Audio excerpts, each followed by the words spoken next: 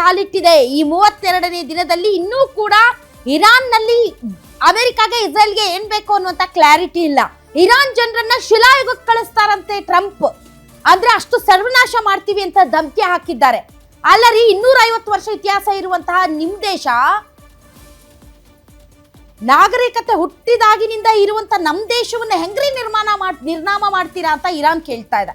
ಈ ಮಧ್ಯೆ ದೇಶದ ಅಷ್ಟೇ ಅಲ್ಲ, ಅಂತಾರಾಷ್ಟ್ರೀಯ ಮಾರುಕಟ್ಟೆ ಸೇರಿದಂತೆ ಆರ್ಥಿಕತೆ ಡೋಲಾಯಮಾನವಾಗಿದೆ. ಯಾವಾಗ ಗೋಲ್ಡ್ ರೇಟ್ ಜಾಸ್ತಿ ಆಗುತ್ತೆ, ಯಾವಾಗ ಗೋಲ್ಡ್ ರೇಟ್ ಕಡಿಮೆ ಆಗುತ್ತೆ, ಯಾವಾಗ ಸ್ಟಾಕ್ ಮಾರ್ಕೆಟ್ ಜಾಸ್ತಿ ಆಗುತ್ತೆ, ಯಾವಾಗ ಸ್ಟಾಕ್ ಮಾರ್ಕೆಟ್ ಪಾತಾಳಕ್ಕೆ ಬೀಳುತ್ತೆ.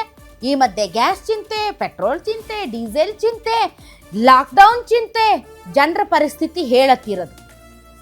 ಇದೆಲ್ಲದರ ಮಧ್ಯೆ ದಾವಣಗೆರೆ ಮತ್ತು ಬಾಗಲಕೋಟೆಯಲ್ಲಿ ಎಲೆಕ್ಷನ್ ಚಿಂತೆ. ಈಗ SSLC ಮಕ್ಕಳಿಗೆ ಹಿಂದಿ ಮಾರ್ಕ್ಸ್ ಚಿಂತೆ. ಚಿಂತೆ ಚಿಂತೆ ಚಿಂತೆ. ದೇಶ ವಿದೇಶ ಇಡೀ ಪ್ರಪಂಚ ಚಿಂತೆಯಲ್ಲಿ ಮುಳುಗಿಬಿಟ್ಟಿದೆ. ಒಬ್ಬೊಬ್ರಿಗೆ ಒಂದೊಂದು ಚಿಂತೆ. ಇದರ ಮಧ್ಯೆ ಟ್ರಂಪ್ಗೆ ಯುದ್ಧದ ಚಿಂತೆ. ಎಲ್ಲಿ ಹೋಗಿ ಏನು ಮಾಡಲಿ, ಎಲ್ಲಿ ನಿರ್ನಾಮ ಮಾಡಲಿ, ಯಾರ್ಯಾರನ್ನ ಸದೆ ಬಡಿಲಿ, ಎಲ್ಲೆಲ್ಲಿ ಹೋಗಿ ಏನೇನು ಕಿತಾಪತಿ ಮಾಡಲಿ ಅನ್ನೋ ಚಿಂತೆ. ಸೊ ಈ ಚಿಂತೆಗಳ ಮಧ್ಯೆ ಜನರ ಚಿಂತೆ ಏನು ಅನ್ನೋದೇ ನಮ್ಮ ಕನ್ಸರ್ನ್.